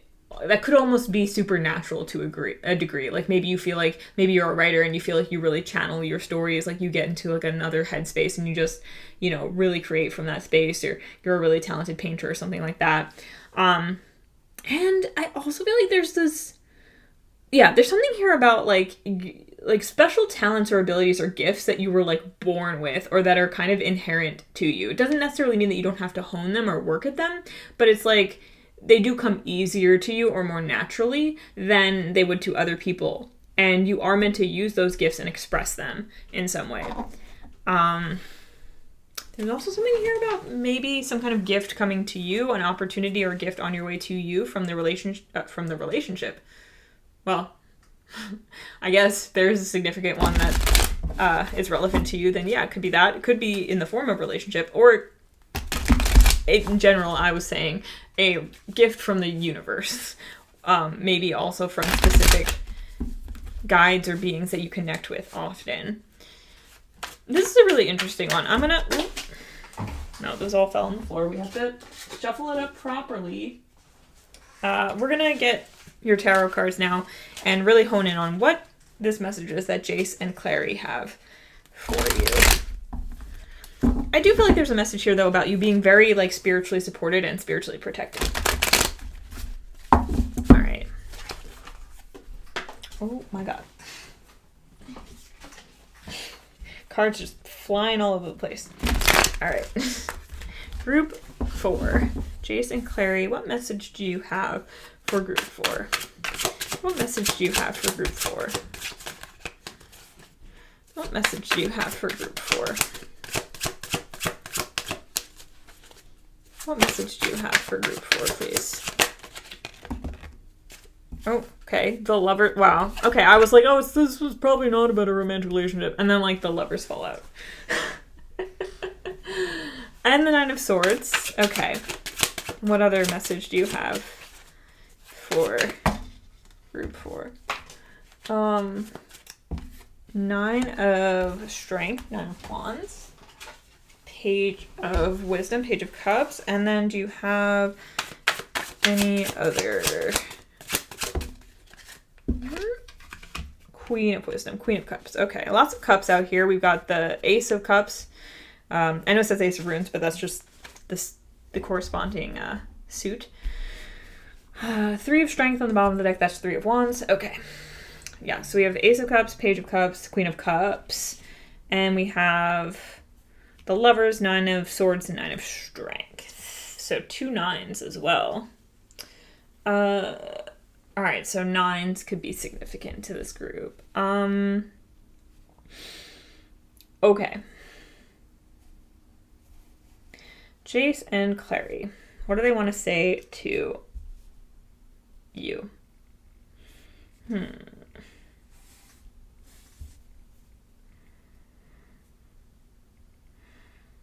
feel like there's something on the horizon that you're worried about. Damn. So if this is okay, if this is related to a relationship in your life, with the Lovers here, with Jason Clary here, they're good. There might be some things that you're worried about. You might have some worries about your relationship. There is a very specific message that if that is the case, particularly if you're worried about a relationship where there's some distance, maybe there's a separation, or maybe there's like a long distance relationship, and you have concerns about that and how that's all going to come together, or a difficult time that you're working through, the Nine of Strength here is letting you know that like there's a potential here to make your relationship stronger. This is going to make you stronger. You'll be surprised at how things turn out, and like there will be, you'll be surprised at how things turn out, and it will actually make you closer to the person in the relationship that you're with, and also with yourself as well. Like you'll develop a stronger relationship with yourself, with compassion and empathy for others. But this doesn't have to be about a relationship specifically, and I do feel like that all those messages really do still stand, even if that's not the case for you, because I am feeling like, again, there might be something on the horizon that you are concerned about, that you're worried about, that you can't see clearly right now, that you can't see how it's going to work out. Something that you're looking forward to, or something that you're looking towards, something that you that you can't see the end to. You don't see where it's going yet, and you're concerned about it, and there might be some difficulties, some things that are in your way, that are making it difficult for you to relax into your journey, into your path. But there's a lot of potential for, again, growth and resilience here. You are strong enough to make it through this. This is making you stronger. And you are, especially if you have a lot of like mental anguish and anxieties around this, with this 9 of Intelligence here, you're learning how to master that. That resilience that you're building mentally is bringing you to a place of mastery. Like, I know this is the Page of Cups, and she's a page, but I see mastery in this. And I see someone who is looking out into a horizon that looks, it's bright, it's clear, and like she's looking out towards this dragon in the distance and is not afraid of it. Is actually quite like excited to continue on her path, to start her path, for the surprises that lie ahead, for the unknown, for the unexpected. And with the Queen of Cups here, to me, like, this is, I mean, this Queen of Cups is like bathing in this water, right? I feel like this is someone who's not afraid to bathe in like the emotions of the moment, to bathe in what it is that she's feeling, to immerse herself in her emotions, in her feelings. Yes. And that makes sense with Jason Clary. First of all, this is a very like emotional kind of card, right? And they look a bit like they're going through something right now, right? They are they're very passionate pair. They're very angsty as well. They go through kind of a lot. They're very wrapped up in one another. And there's an extent to which I almost feel like they're kind of imparting this, like, they're teenagers during the series, and like you can take that into account, but I feel like there's an extent to which they're imparting this like ability that they have to really get swept up in their emotions, and in particular for each other, but also kind of in general. And like they're like giving this to you, and they're saying like it's okay for you to get swept up in your emotions. I feel like your emotions things that you love, things that you feel excited about, things that you really care about might give you a lot of anxiety, because I feel like you're not really comfortable with your emotions, like getting swept up in them. You might feel like having strong feelings about things causes you a lot of inner turmoil, but you're in the process of building strength and resilience to, it's like, yeah, you might be someone who has trouble sometimes accepting joy into your life, accepting things that could be good and fun and pure and loving into your life, because it brings almost more stress and turmoil. And like, I feel like Clary and Jace they love each other so much, but like when they meet each other, like it's also like times are pretty bad and they go through a lot of BS, and like honestly there's not a lot of really good times for them early on in their relationship, because they're dealing with a lot of really messed up stuff, quite frankly. And we won't talk about the details of what that is, because if you know, you know, and if you don't need to know. But like there's stuff that gets in the way that causes distance between them, that causes emotional turmoil, and like at a certain point, like you don't see them able to enjoy their relationship with each other a lot, but they do have a lot of love and devotion nonetheless. And even though the relationship gets off to a really difficult start, and like honestly sometimes doesn't look very promising, they do stick it out, and in the long term they do make a good couple for each other. And while hopefully you're not going through anything like what they went through in their situation, I do feel like there's this indication that there's something or someone or whatever that you love that involves you overcoming certain fears and anxieties, and also expanding your capacity to hold love and like emotion and hold space for certain experiences that you're currently building. You're building the resilience necessary to embrace that path, embrace that journey, and to really just like be able to like get lost in those feelings, get lost in that emotion, that love, that compassion, that connection that you have with this thing or this person or whatever it is that you love. Like you're expanding your capacity for emotion in general, and that includes like the positive ones, joy and love and everything like that, because I feel like you might have had that a little bit, like you're having that tested or expanded right now. Like it's like I'm getting the sense of like someone who's like met or entered into, who's just met someone who's like expanded their capacity to believe in love, or entered into a relationship or situation that they really want to fight for, entered into a new job that like the company might be in a bit of a mess right now, but you're determined to make it work because you believe in the vision and you want to see it through. It's like someone who's choosing an option that might not seem like the easiest option up front, and might have a lot of things on paper that look like it shouldn't work out, but you're like drawn that way. You're following your heart. Yes, that's what it is. Oh my God. You're following your heart in some area, and it looks bad. It looks like, ooh, like your mind is like, ooh, like, like, I don't know if you want to go down this path. There's a lot of obstacles here. It doesn't look the best, but your heart is set on this. And so you're willing to go through some of the bullshit. You're willing to confront the fear. You're willing to work through the doubt and the stuff that comes up on the path in order to see it through, because you know there's something here for you. And it's like the Page of Cups can be, to me, like a card about surprise, but I feel like you're open to being positively surprised, like to being pleasantly surprised was what I was looking for, but positively surprised works too. Pleasantly surprised as to what the outcome will be, as to where this will lead you.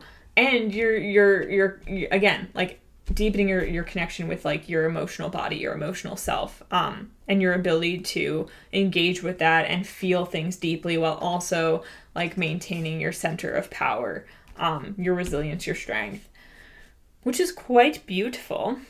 And the Three of Strength also is a card to me about like horizons and things like that, and futures, and seeing and the Two of Cups is right under that, and seeing like the fruits of your labor, your persistence come in. Yeah, so this is about persistence. It's about persistence. It's about persisting through the fear and the doubt. It's about following your heart.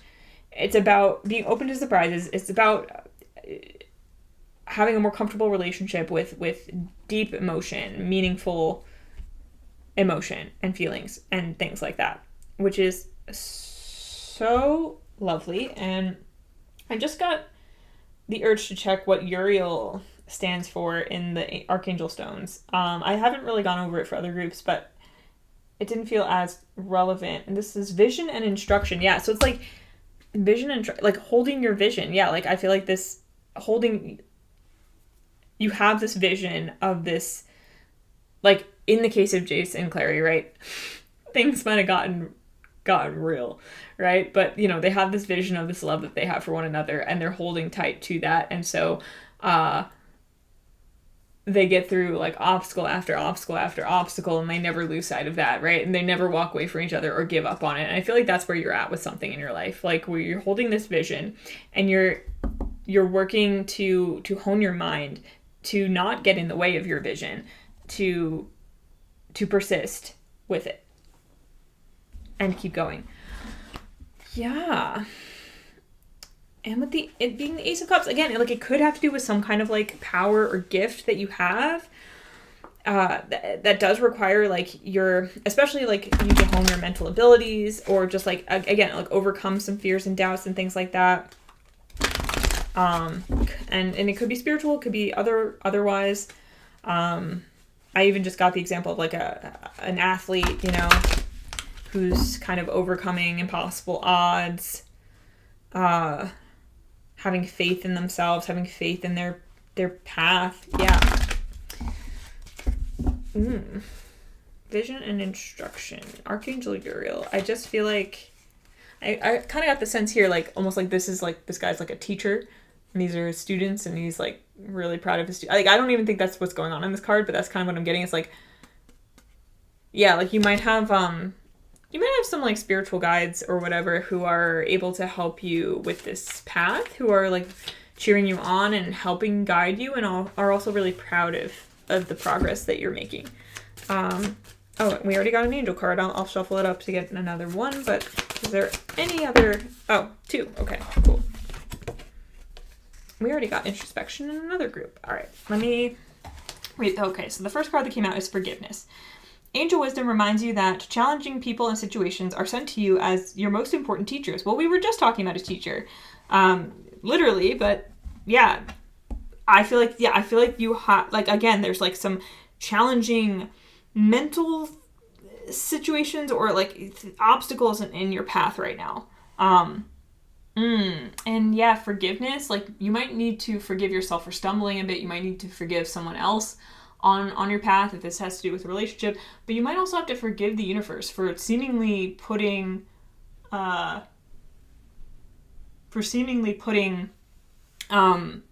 obstacles in your path. Without them, your soul would not grow. Your guidance is to let go of the hurt, resentment, and anger of the past. When you forgive others and yourself, your karma is rubbed out of your soul records. You will enjoy love in your heart and lightness of spirit. Ask the angels to help you dissolve your hurt, anger, and guilt. They will take your burdens from you. When you love unconditionally, there is nothing to forgive. Love is forgiving, so open your heart and give love. Affirmation: I forgive myself and others. I am free. Yes, and there's like a setting yourself free. Yeah, and that makes sense. We have the Lovers here. The Ace of Cups can be like a loving card, but it's like, yeah, like you're setting yourself free to love. Like, again, like I feel like you're building this capacity because you're building your resilience towards like the darkness and the things that come up that block your love, that block your freedom to follow your heart, and you're setting yourself free of that. And yeah, and this is Jason Clary encouraging you to do that, to set yourself free, to just like freely follow your path, no matter what the obstacles may seem to be. We have synchronicity. There is no such thing as chance in our incredible universe. The coincidences and synchronicities are carefully orchestrated by your guides and angels, so recognize them as the hand of spirit. Rejoice when you notice them, for they are the angel's message to you that you are on the right path. Start to expect them and look for them. Be aware that there is divine reason behind them, and consider what the message and lesson is. Synchronicity is also a reminder to you that all things happen in divine timing. Affirmation: all things happen in perfect timing. Well, yeah, I feel like that makes sense as well with what we were just talking about, with you being on some kind of path and needing to really have faith in that and trust it and follow it, even if things look bleak at times. And also, like, looking at synchronicities, like seeing signs and things like that can help bolster your confidence, help you continue to believe in what you're doing as well. Introspection. This came out in group 1. Your angel guidance is to find quiet space for contemplation and look within. That's kind of what I feel like is going on in this 9 of intelligence. Like, this person is really we have this like mind flayer thing trying to like get to their mind and like mess with them, and they're like centered, they're focused on like clearing their mind, keeping themselves like protected. If you are a spiritual person who relates to like the idea of like, you know, protecting your energy and things like that, that could be really important for you during this time as well. It is time to withdraw and review your life. Taking time and space for yourself gives you an opportunity to recuperate from life's challenges, to reflect on the way ahead, to strengthen yourself, and prepare for the next phase of your life. During times of introspection, you can become aware of your gifts, your inner reserve, and your wisdom. Yeah, again, there's like some kind of gifts here, abilities and whatnot that are important for you, that you have innately. And yeah, becoming quieter with yourself, more aligned with yourself might help you tap into those more. Your inner reserve and your wisdom. It is time for healing. Still your mind and quieten your emotions. Yeah. Ooh, and also with the Queen of Wisdom here, like she's like resting in this pool. It kind of like reminds me of this person on this 9 of intelligence. Like they're both kind of in meditative states, right? Relaxation. Like one's meditating to combat like what is going on, like this thing that's trying to mess with his mind or their mind, and she's just, it appears, just like bathing and relaxing in this in like almost like a bath, like a pool, just for the sake of it, just to take the time for herself. Taking a bath might very literally be a piece of advice for you right now that will help relax you and quieten your emotions, as this card says. Ask for your angel's wings to enfold you and provide you with safe haven in which to relax. Then you can listen to the promptings of your angel inspiring and guiding you. Affirmation, I claim time and space for myself. And yeah, and I feel like also this Ace of Cups that came out could be like the angels or spiritual energy universe, whatever it is that you believe in, whatever, like your own inner guidance, calling you to quieten your mind so that like they can offer you this Ace of Cups, which would be like an idea, an urging, an inspiration, a message, synchronicities, a feeling, a connection, a deepening of your psychic gifts or whatever it is that you're looking to connect with. Like I feel like this Ace of Cups is something that they want to give to you, that they want to offer you, that you need a quiet mind and safe space for. And also the message about like maybe taking a bath or something reminds me of like shower thoughts, when you're in the shower and like things just like kind of come to your mind and whatnot. And I was in the shower earlier today, and something came to me, like an inspiration for a gift I could get for someone, that I was like, when I was thinking about it in other circumstances, I was like, oh, I don't know what to do. Like I don't always think of myself as the best at coming up with ideas for gifts and things like that, but I had been setting the intention that I would come up with the idea that was best, and I would know when I know. And then I was in the shower and it just kind of came to me, right? And so it's kind of like maybe taking a shower, taking a bath, those times might be when like these ideas come to you, when these gifts from the universe, when things that you've been asking for come to you. So really make sure that you're taking your time, enjoying that time, and being present for that time. Okay. So that's all we have, Group 4. Thank you so much for watching this reading. I hope you enjoyed it. I hope this was helpful. Please like, comment, subscribe. I would love to hear how this resonated with you. And if you're interested in personal readings, my mom and I both do readings. We both offer them on our website, sunflowerphilosophy.com, and we're also certified consulting hypnotists. And my mom does human design readings, so you can check those out. Also on our website. Links are in the description. And I hope you have a wonderful life. And I will see you in another reading again sometime very soon. Bye!